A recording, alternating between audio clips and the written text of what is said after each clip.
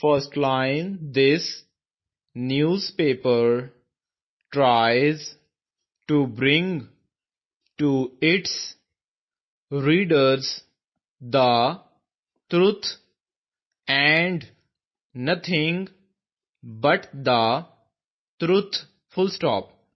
Second line, we are sorry to have to trouble you, comma, but we notice that you have charged £22 10s6d for your catalogue item number 463, which you supplied to us on 16th October, full stop.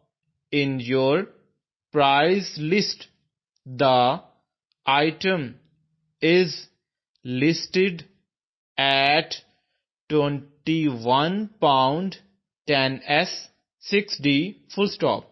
A credit of £1 is thus due to us, full stop.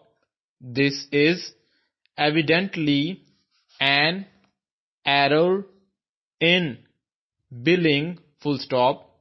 Third line, thank you for bringing to our notice the error in the bill of 16th October for 4 oak chairs, full stop.